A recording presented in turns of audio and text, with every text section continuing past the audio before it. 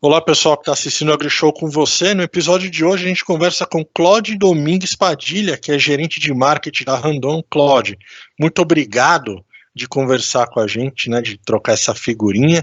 E eu queria começar te perguntando o seguinte: você já tem mais de 30 anos de empresa e eu queria conhecer um pouco das principais soluções dela para o produtor do agro. Boa tarde, Thiago. É um prazer estar aqui, né, falando contigo, né. Tem outros colegas aí na nossa entrevista junto, mas eu fico bastante feliz também em estar falando para um público que é o coração da nossa empresa. É um público muito importante para a Randon, né. O nosso produtor, o agronegócio, chega a representar mais de 60%, né, do volume dos produtos destinados da Randon. E apesar dos meus 30 anos, que tu já entregou um pouco a minha idade aí, eu trabalho numa companhia que é bem mais velhinha que eu, né? É uma jovem senhora, né, que tem se reinventado, entrado em novos nichos, crescendo de uma forma muito dinâmica. A Randon, né, que nós estamos falando aqui, que já ultrapassou, ano passado completou suas 7 décadas, nós já completamos 71 anos de história nesse país. A nossa história se confunde um pouco com a trajetória do transporte desse país. Como é que vocês estão ajudando a rotina, né? A gente está falando aí do transporte. Como é que é o impacto do transporte na rotina do produtor? A primeira questão é que o transporte é o coração, né, da nossa produção agrícola no país, né? Como qualquer nação, né?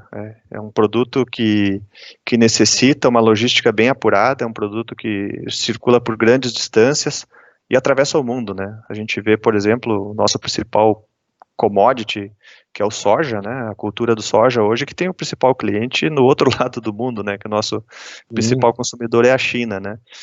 E, e nós consideramos um papel fundamental, né? Trabalhar nessa logística.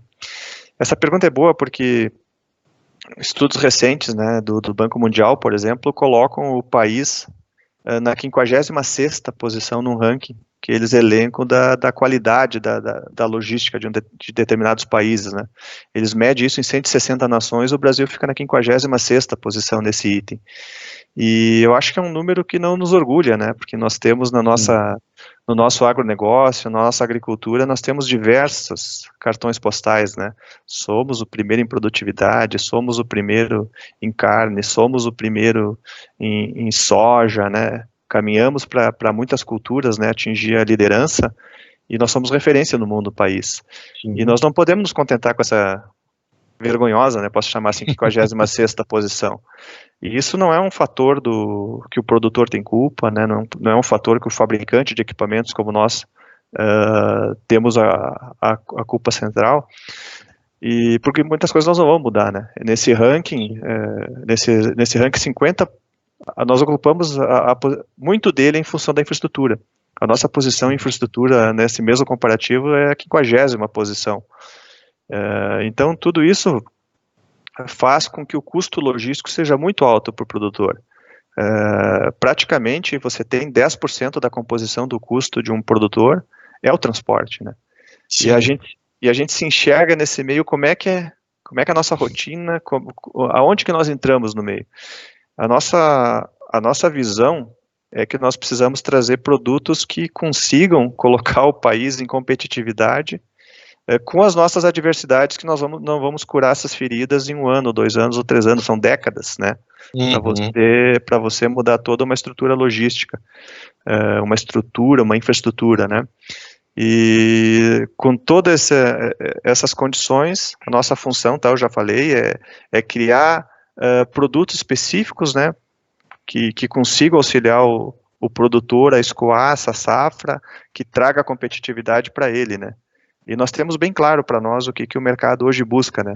Busca cada vez mais o aumento de carga líquida, busca cada vez produtos que precisem menos interferência na manutenção, produtos que, se o produtor ou quem tiver no agronegócio precisar suporte, ele tenha rápido e suporte qualificado. Então, tem uma rede Randon de distribuição bastante presente nesse negócio, com manutenção, com oferta de produtos e serviços, né? E tudo isso não existe se a gente não tiver o principal, né? é o portfólio na mão para oferecer ao cliente. Então, nós Sim. temos hoje o mais completo portfólio do segmento, né? Nós somos uma empresa que atende desde produtos ligados à entrega de insumos, como ao transporte dos mais diversos segmentos, na soja, é no milho, é na cana, é no farelo, é no calcário. Não tão recente, né? Desde 2004, nós entramos no segmento de vagões ferroviários com essa crença, com a crença que o país cresce o agronegócio, tem um campo muito grande pela frente, e tem uma parcela muito importante do transporte ali, que é o transporte ferroviário, que é natural, né, do transporte de grandes massas, e a gente completa, então, o círculo de equipamentos, tanto rodoviários como ferroviários, para o transporte dos commodities agrícolas desse país. Então, desde 2004, nós entramos na área ferroviária também, para completar o nosso portfólio. A gente está falando aqui de caminhões, reboques, semi-reboques e trem, e a questão do Brasil, a gente geralmente aplica uma dimensão continental para o nosso território. Eu queria ver contigo, Cláudio, como é que isso impacta na distribuição da produção brasileira, a percepção de vocês e como que isso aciona vocês para desenvolverem soluções. Eu acho que o nosso país, quando compara com a Europa, não é muita referência, né? Mas vamos comparar com alguns países como Estados Unidos, né, Austrália, Canadá, a própria China, a Rússia, né?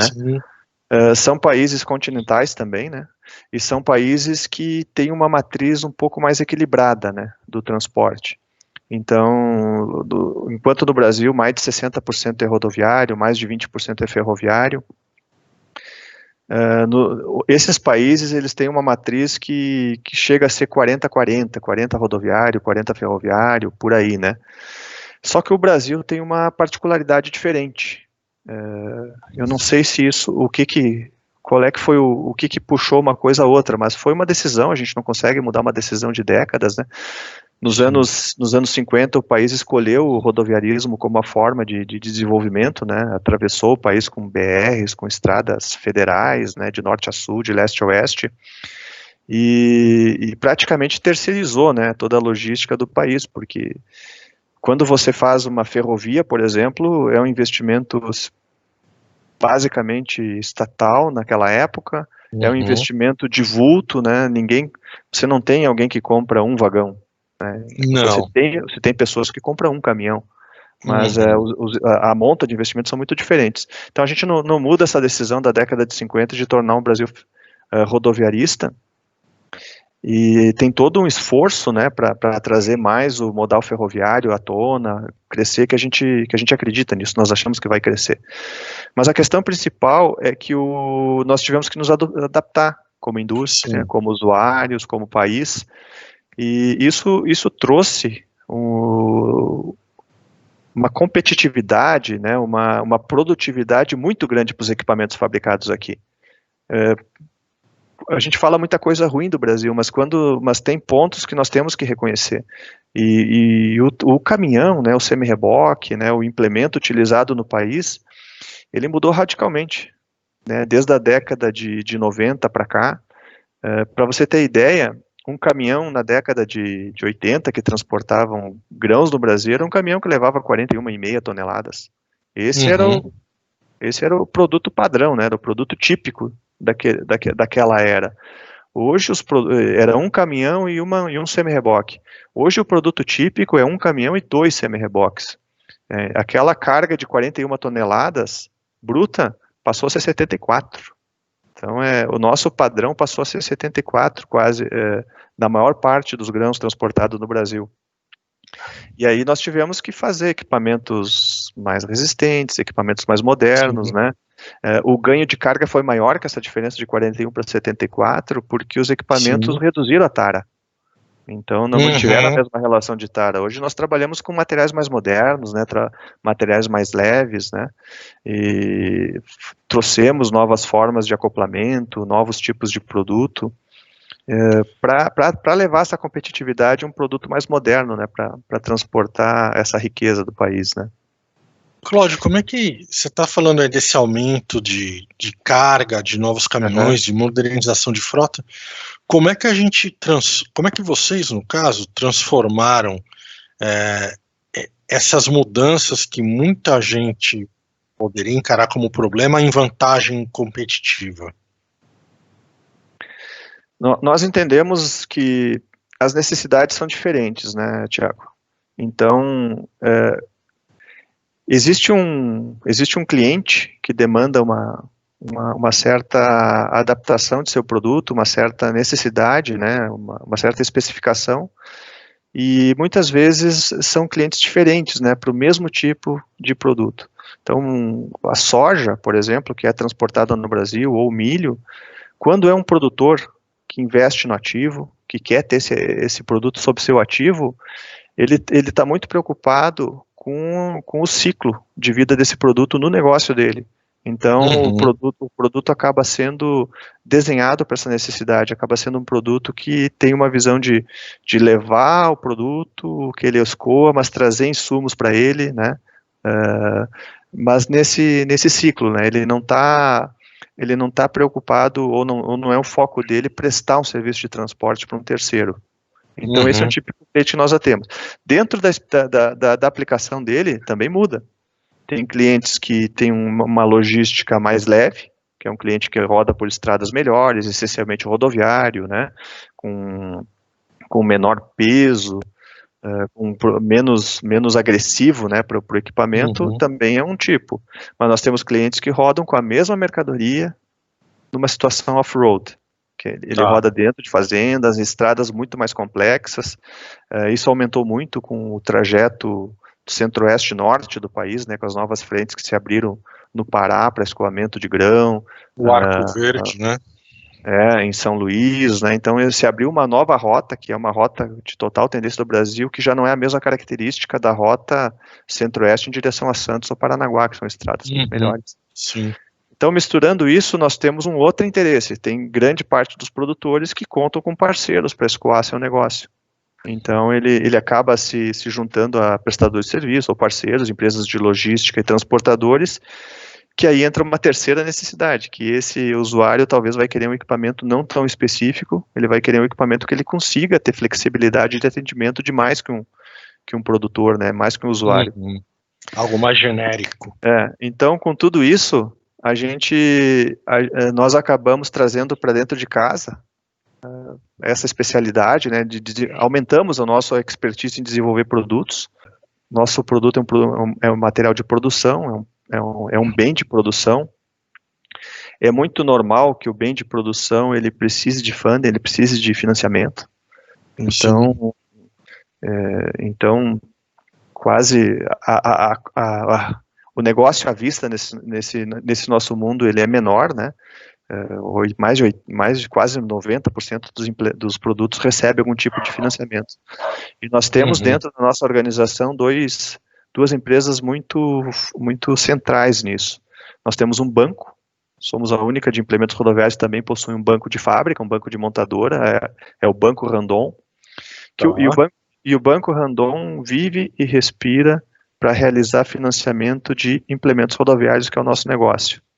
Então, ele é especialista nesse tema e é um braço muito importante nosso para criar condições de aquisição dos nossos clientes. O banco completou essa semana 10 anos já de atuação e nós temos já há 33 anos uma administradora de consórcio, que é o Consórcio Nacional Randon, né? Então é um produto típico brasileiro, é um produto que tem uma penetração muito grande de mercado e nós oferecemos, né, nós complementamos esse nosso portfólio de soluções financeiras com também o nosso Consórcio Nacional Randon. Cláudio, eu queria te fazer uma última pergunta, que é: quais os desafios para a gente produzir soluções para o agro no Brasil?